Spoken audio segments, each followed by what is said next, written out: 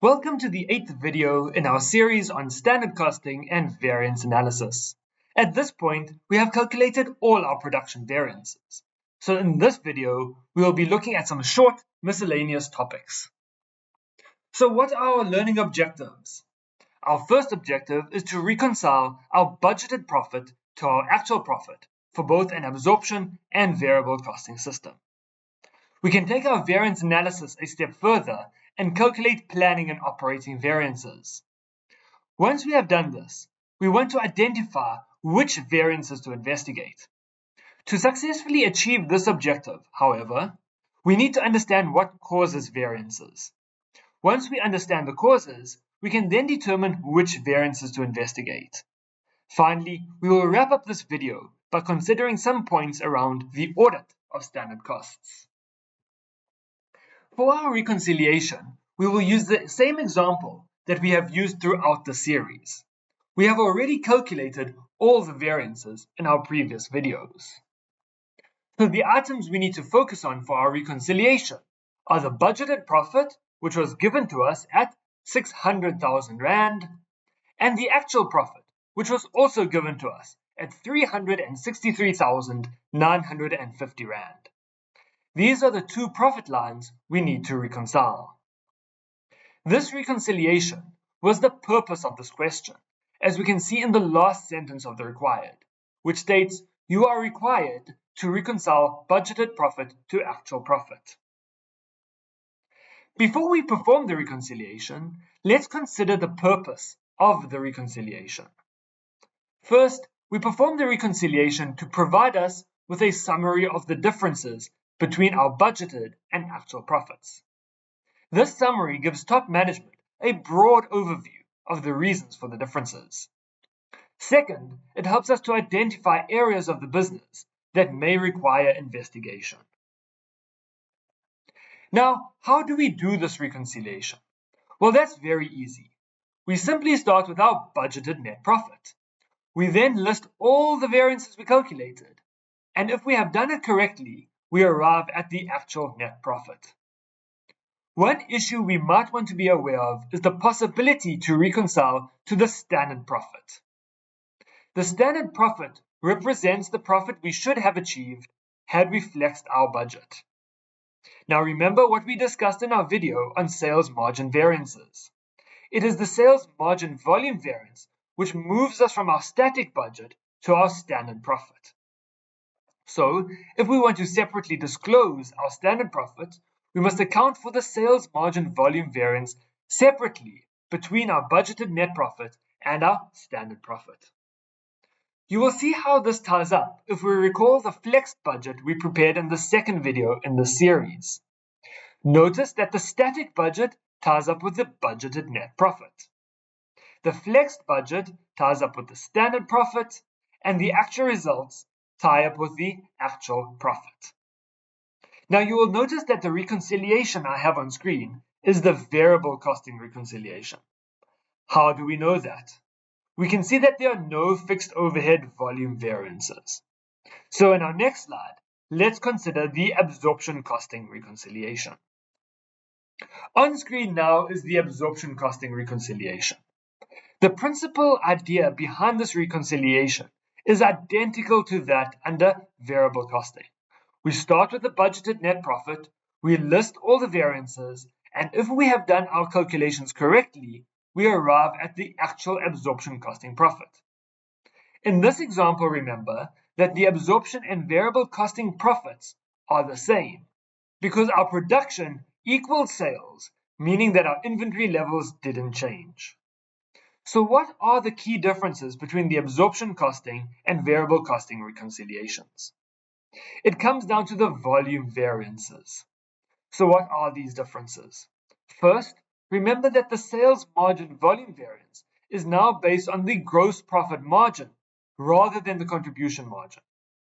Next, we have the inclusion of our fixed overhead volume variances.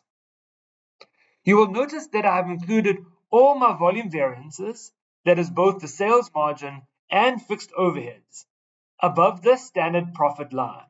This is so that the standard profit reconciles correctly. Your company or education provider may have different preferences. Now let us consider the difference between planning and operating variances. Remember, our standards are set at the start of the period based on what we anticipate the economy to look like. Because we cannot predict the future, it rarely happens that the actual and anticipated economies or business environments are the same. Therefore, an ex-post variance analysis approach suggests that our actual performance should be compared to the actual business environment rather than the anticipated one. So based on this approach, we need to separate our variances into planning and operating variances.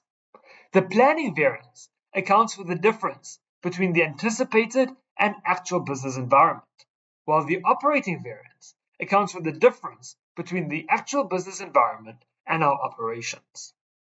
Let's look at a short example to see how this works. So we have a company that anticipated the cost of a key raw material to be 50 Rand per kilogram. However, there was higher than expected inflation and the general market price was actually 55 Rand per kilogram. We then see that the purchasing department actually paid 56 Rand per kilogram for 10,000 kilograms of the raw material. We need to calculate the planning and operating price variances. So in this example, we have three different prices. We have the anticipated price of 50 Rand, the general market price of 55 Rand, and the actual purchase price of 56 Rand per kilogram.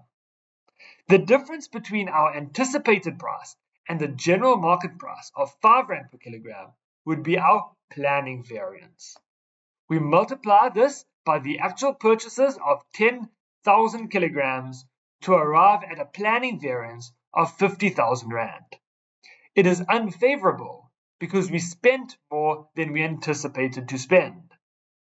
Next, the difference between the general market price of 55 Rand and the actual price of 56 Rand represents our operating variance.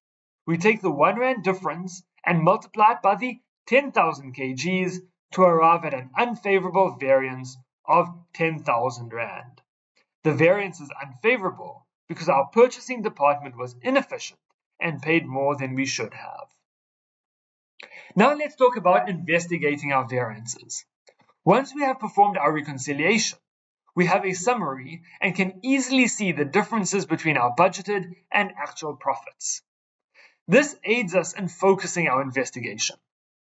Now, before we just investigate all the variances, we need to realize that we can't predict the future, so every item is likely to have a variance. We can't go and investigate every single item because it would be too expensive and may not result in improvements in our operations. So we need to understand the underlying causes of the variances and then decide which ones to investigate. So what are some of the underlying causes of variances? Underlying causes include costing system errors, inappropriate standards, uncontrollable random factors, and operational causes. If there's a costing system error, we need to fix it and calculate the correct variance. As management accountants and decision makers, we need to work with accurate information. Another cause could be an inappropriate standard. Remember, we are supposed to be regularly reviewing and updating our standards. If we find inappropriate standards, it means we haven't been doing our job properly. Alternatively, the conditions during the period under review could have changed compared to what we initially anticipated. An option here is to distinguish between planning and operating variances, which we just looked at on the previous slide. Next, we could have uncontrollable random factors. If something out of our control happens, it is pointless to investigate because it is not part of our operations and therefore we cannot improve on it. To address such variances, we would need to consider a more strategic overall approach and ensure we have adequate risk management processes in place. Finally, we have variances with operational causes. This is where we are really interested to make improvements. Here, it would be worthwhile to pinpoint the operational cause and institute corrective action provided the benefit from fixing the problem exceeds the cost. Now remember, we can't predict the future, so every line item in our budget is likely to contain a variance. We won't have the time or resources to investigate every single variance, so we need to use some sort of model or technique to identify which variances we will investigate. Our first technique are rules of thumb. These are very basic techniques where our decision to investigate the variance is based on a set threshold, either based on a monetary amount, such as we will investigate all variances exceeding 100,000 Rand, or a percentage, such as we will investigate variances that exceed 10% of the budget. While these techniques are easy to use, they are often arbitrary and don't consider the cost versus benefit aspect. Next, we have statistical methods. Here we use statistical techniques such as statistical control charts to find accounts that are out of control and therefore need to be investigated. Finally, we have cost-benefit models. These models use decision theory to try and identify variances where the benefits of investigation exceed the cost. It should also be noted that advances in technology have happened, and so often we can find accounting programs which will calculate the variances for us and flag which variances need to be investigated. Now let us raise some general considerations around the audit of standard costs. The first thing we need to remember is that companies are allowed to value their inventory using standard costs, as it is allowed in terms of IAS 2, paragraph 21. Then remember that the goal of the auditor is to ensure that the financial statements fairly reflect the financial performance and position of the company and do not contain material misstatement. So how will the auditor achieve their objective when standard costing is applied? First, the auditor will need to consider the materiality of the variances. But remember, just because a total variance is small, it does not mean that it is immaterial. The auditor will need to consider the breakdown of the variances to see if any individual variance is material and not only consider the variances in total. Next, the auditor needs to consider the requirements of IAS 2 and if the company is complying. So the auditors will want to look at the processes around reviewing the standards and ask if they are regularly reviewed and updated. Once this has been confirmed, the auditor will then want to determine if the standard approximates actual cost. This can be done by checking the price standard against invoices or the usage standard against job cards. Finally, where variances are large, the auditor would want to determine how they are treated. Are they simply written off as an expense, or are they prorated between cost of sales and inventory? The justification must be obtained and checked for appropriateness, and any calculations should be reperformed. That brings us to the end of this video, which considered the reconciliation of the budgeted and actual profits, the calculation of the planning and operating variances, the investigation of variances, and the auditing of standard costs. In our next video, we will consider the use of standard costing when an activity-based costing system has been implemented. See you next time.